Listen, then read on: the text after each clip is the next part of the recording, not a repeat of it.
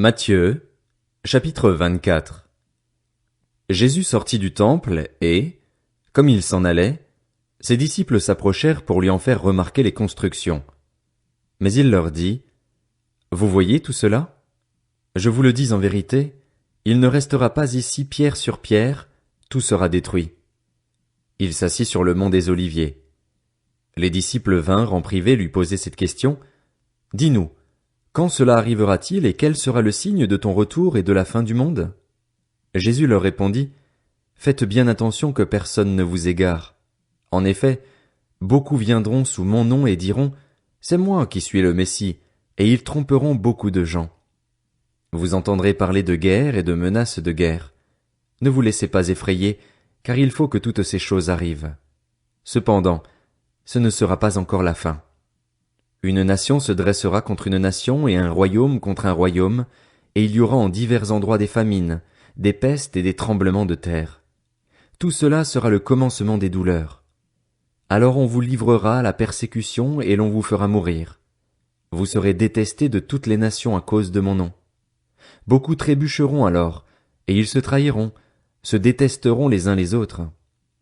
Beaucoup de prétendus prophètes surgiront et ils tromperont beaucoup de gens. À cause de la progression du mal, l'amour du plus grand nombre se refroidira, mais celui qui persévérera jusqu'à la fin sera sauvé.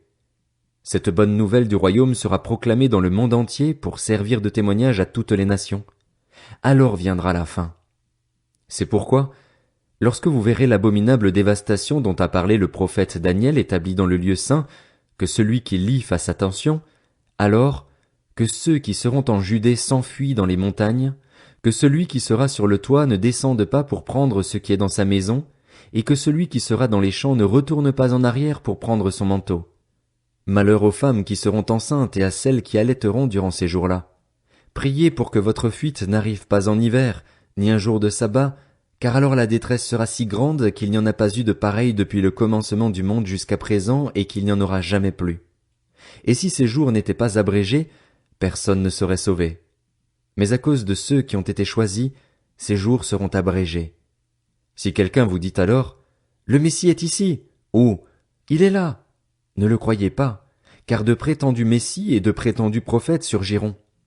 Ils feront de grands prodiges et des signes miraculeux au point de tromper, si c'était possible, même ceux qui ont été choisis. Voilà, je vous l'ai annoncé d'avance.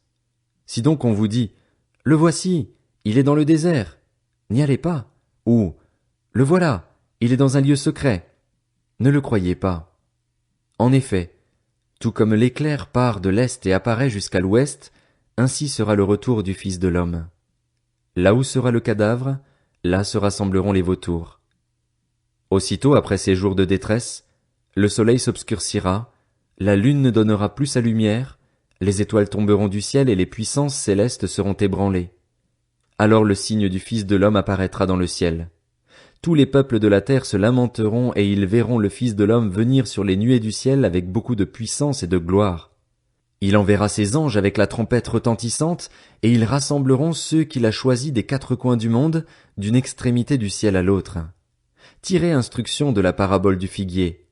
Dès que ses branches deviennent tendres et que les feuilles poussent, vous savez que l'été est proche. De même, quand vous verrez toutes ces choses, sachez que le Fils de l'homme est proche, qu'il est à la porte.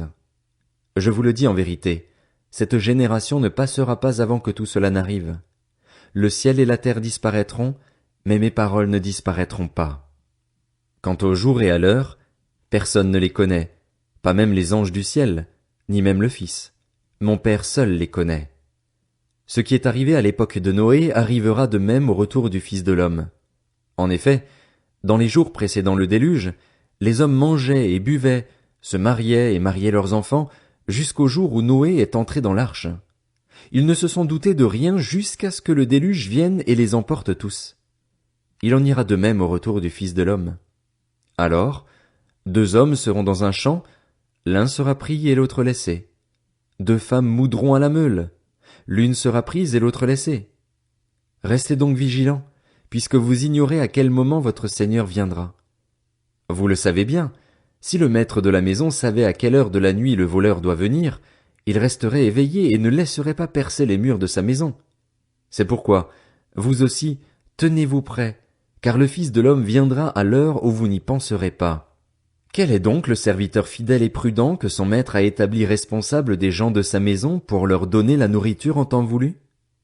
Heureux le serviteur que son maître, à son arrivée, trouvera occupé à son travail. Je vous le dis en vérité, il l'établira responsable de tous ses biens. Mais si c'est un mauvais serviteur, qui se dit en lui-même, mon maître tarde à venir, s'il se met à battre ses compagnons, s'il mange et boit avec les ivrognes, le maître de ce serviteur viendra le jour où il ne s'y attend pas et à l'heure qu'il ne connaît pas. Il le punira sévèrement et lui fera partager le sort des hypocrites. C'est là qu'il y aura des pleurs et des grincements de dents.